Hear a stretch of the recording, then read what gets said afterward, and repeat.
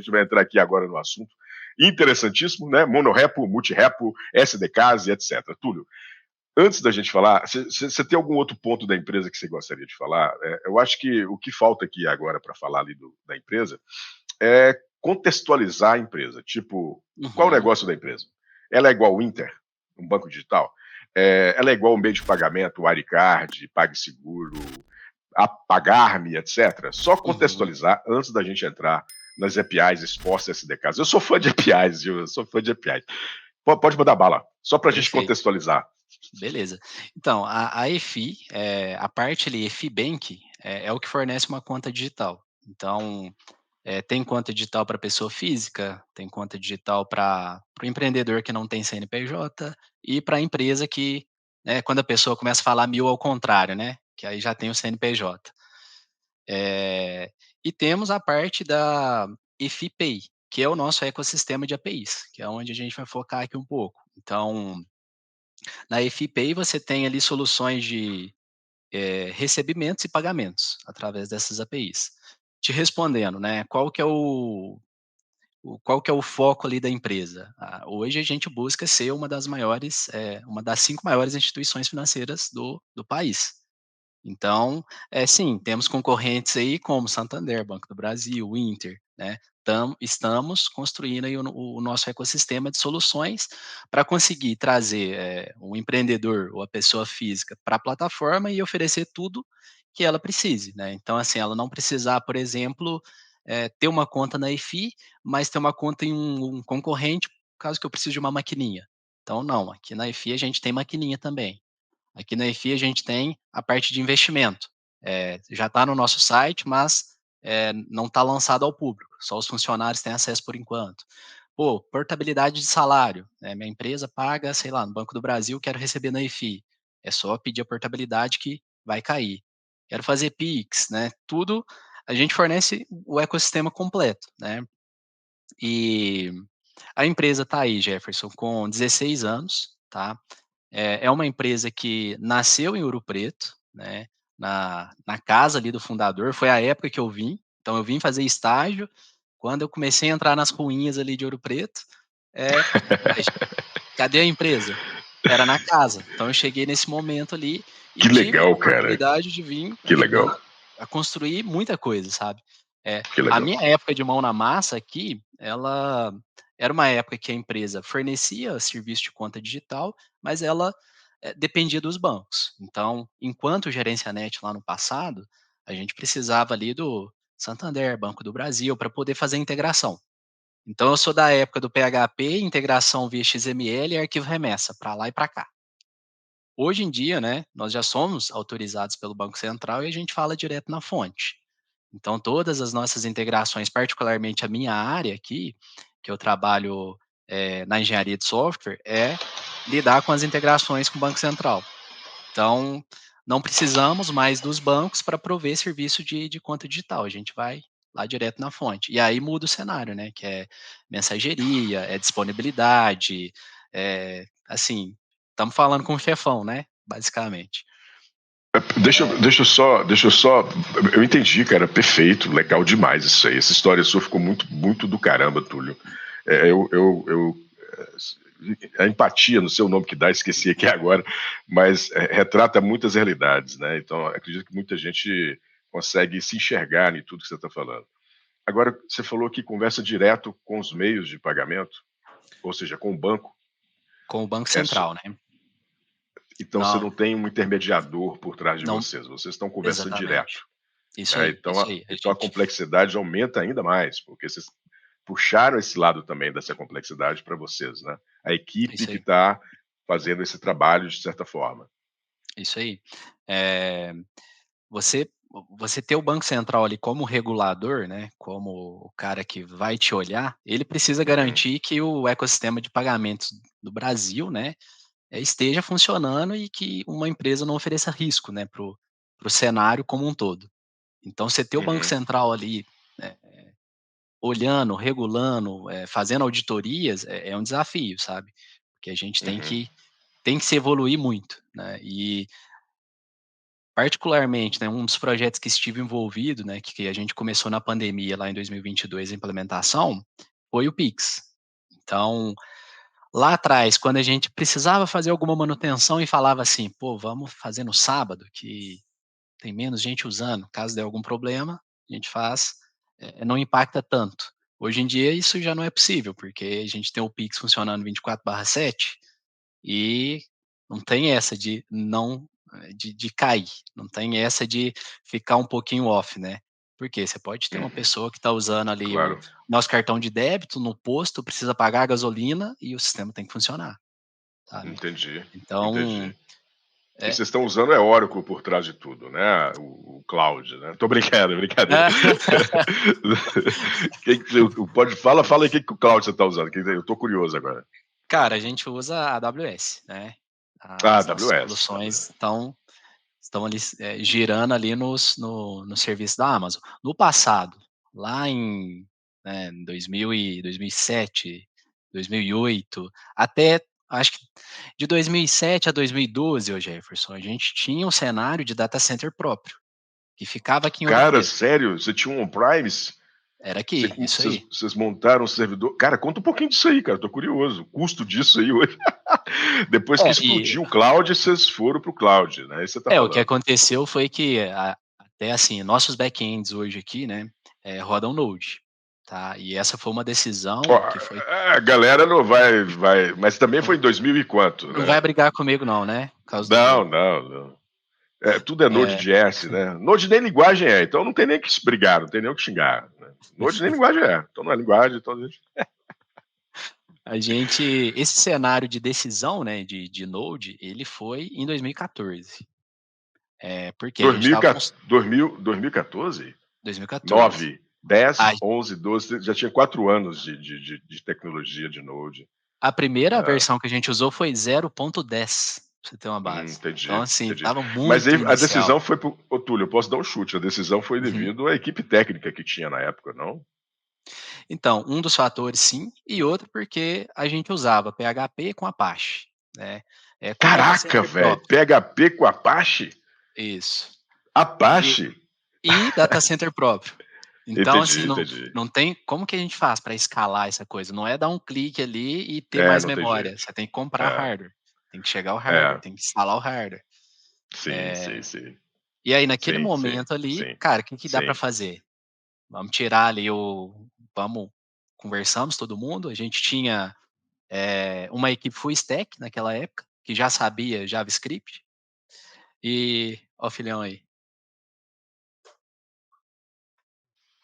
É, ele Nossa, passa mais tempo comigo aqui esse horário, né, antes de ir pra aula, do que qualquer outra coisa. Vai aprender por osmose daqui uns dias, não tem jeito. não, tá no caminho, ótima Mas profissão, né vai não? mas vai lá, cara, que doido isso aí, conta aí. Eu entendo que É, em 2000, nessa época que você falou, 2014 ali, 2014. o Node estava no boom, né, você tinha uma onda muito alta ali para o Sim, Node. E isso ele aí. realmente, naquela época, para escalar a aplicação, ainda mais que ele estava provendo aquilo ali, não tinha nada igual. Não tinha A nada gente igual. poderia tirar a Apache e usar o Nginx, É, ter uma aplicação mais leve que PHP na época, mas e mesmo assim não era o Node. no contexto de data center próprio. E o que aconteceu, Jefferson? A gente começou a montar um data center novo para comportar o crescimento, e até o data center ficar pronto e entrar em operação, o crescimento foi muito rápido. E aí falou: "Cara, Hum, esse data center que a gente novo, que a gente está montando aqui, ele já não vai dar. Ele já está defasado antes de entrar em produção". E aí foi uma decisão de migrar para a nuvem, porque aí sim, preciso de mais memória, dá um clique ali que tem. Preciso de mais banco de dados, dá outro clique que tem. Então assim, essa e foi na uma época, alta essa transição. Essa foi a transição, mas qual foi a configuração? Só de curiosidade ali, você colocou foi o EC2, você colocou foi foi VM, foi container, o que que você colocou na época lá? Cara, o que foi na época e até hoje, a gente usa EC2, né, usa o Terraform ali para poder provisionar e Eles aí escala. isso, escala sozinho e a gente usa um contexto aqui de instâncias imutáveis, né, então a cada deploy que o time de engenharia faz, vai subir uma EC2 nova, do zero, com a versão do código nova, e destruir as máquinas antigas. Então assim, não Mas, tem Entendi, cara. Nesse contexto de destruir, então você tem ali um monolito ou você tem alguns serviços em containers separados, os bináriozinhos, no caso da binário, mas separado? É tudo separado. Hoje a gente trabalha muito com microserviço, que ajudou tanto a Entendi. dar estabilidade em algumas partes do sistema e para crescimento de equipe também, né, que o microserviço Claro, ajuda ajuda isso. nessa a escalar o time, né. Em Então, compensação, aumenta o custo também. aumen Tô brincando. aumenta o custo e complexidades, né, porque Eu sei, eu monitorar sei. isso tudo Tem que não é ter fácil. equilíbrio. Eu adoro zoar essa parte, mas é só zoeira. Mas no caso do eu fiquei curioso, na hora que você sobe essa VM, essa EC2, você tem ali um Uhum. conjunto de APIs expostas então, né? Isso, aí cada EC2 com a sua API exposta. Então, Ah, é como entendi, se fosse legal. um cenário de, vários containers, só que o container é uma unidade menor, a gente É, usa a o EC2, EC2. né. Isso, O EC2 aí no contexto é o pod do nosso Kubernetes. isso, Cada exatamente. EC2 é um podzinho e você deve ter um load balance para poder equilibrar toda a brincadeira. Exatamente. Aí ele vai ficar olhando ali as requisições e aumentar a instância e diminuir, à medida que precisa, né. Que legal, cara. As instâncias hoje consumindo é um small? Não vamos ser modesto. Qual que é mais ou menos a instância que estou usando? Então, essas informações eu não tenho, tá, porque isso é mais coisa da Isso é da infraestrutura, infra, isso é da é, infra. isso É, é da eu infra. chuto, se tivesse, eu vou fazer uma zoeirinha básica, mas se tivesse usando o Go, seria com certeza um small. Mas é brincadeira, Tulhão. Mas eu entendi a infra, o banco de dados eu sei que vocês estão usando é Daimon. Brincadeira, eu sei que não é Daimon. Pode falar o banco. Porque a galera falou aqui do Daimon, eu tô zoando aqui. Não, aqui, às vezes, a gente fala, né, fala no inglês, fala no português, aí aqui eu costumo falar mais é o Dínamo mesmo, né, aportuguesando tudo. Não, maravilha, É, maravilha. mas Eu assim, também de confundo as pronúncias, eu nem, né? banco relacional, a gente usa o MySQL, né, com a solução da Amazon, que é o Aurora, que tem ali questão de instância de escrita, e réplicas de leitura. Então, Cara assim, o do caramba, banco né? escala Esse Aurora também, ficou né. muito bom, hein, Túlio? Esse Aurora ficou É. muito bom, hein? Não, sensacional. Teve um dos problemas que a gente passou na época, quando o data center era próprio, ô Jefferson, que, assim, tinha ali redundâncias no data center, tinha o, gerador e tudo mais.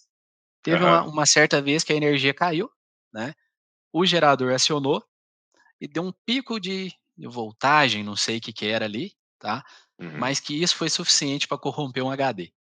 Aí, Que pô, banco isso, de cara. dados, uma parte do banco de dados ali foi, tivemos que recuperar de backup. Aí você fala: "Cara, olha o nível de detalhe que você tem que descer quando você tem um data center próprio, né". E aí hoje usando esses serviços gerenciados ali pela Amazon, a coisa muda de cenário, você consegue focar bem mais ali no seu negócio do que essas micro particularidades ali que como que você ia saber, né, que ia dar uma queda de Cara, que energia e zica, hein, cara. pois Que é, zica. isso aí o nosso time de infra teve que resolver na época. Nossa, cara, que loucura, que legal. Eu Mas vou dar. assim, Não diga tem lá. jeito, né? Pode falar, pode falar. Falando, né, do banco relacional, MySQL, mas também temos ali bancos, no SQL, né, cada um para um cenário, tem Redis, tem DynamoDB, tem o Mongo, né, cada um ali para um cenário, né.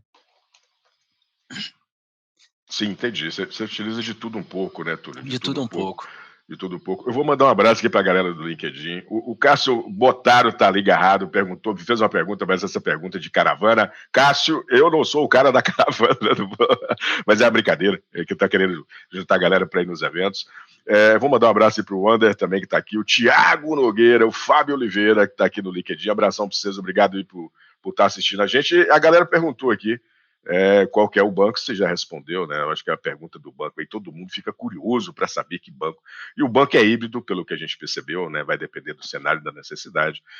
Gera muita informação, muito dado, Túlio, para essas bases de dados. Gera muito dado. Estamos na Eh, casa dos terabytes, estamos na casa dos gigabytes, estamos nas casas de.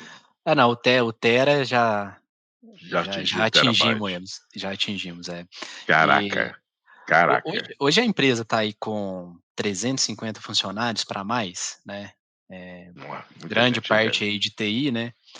E temos o time de dados ali que provisiona para a gente ali os data lakes da vida, né, para poder fazer relatórios e tudo mais, tomar decisões baseado em dados, né. Então, eh, tá num contexto, assim, que já não dá mais para acessar direto ali o banco de dados e tirar relatório, não, tem que ser num banco analítico que não vai influenciar a produção, né. No passado, né, quando era data center próprio, a gente logava no banco e vida que segue, mas já não é o cenário, né. Então hoje, esse grande volume de dados aí precisa ter até a equipe dedicada para manter, catalogar e tudo mais, né. Cara, que loucura. E eu não tenho como não perguntar. Tá Uhum. fazendo alguma coisa com essas informações a nível de IA, inteligência artificial, mineração de dados ou não? Ô Jefferson, Só de sim, curiosidade, só para sim. vai que, né. A empresa, né, a EFI tem uma iniciativa com universidade, né.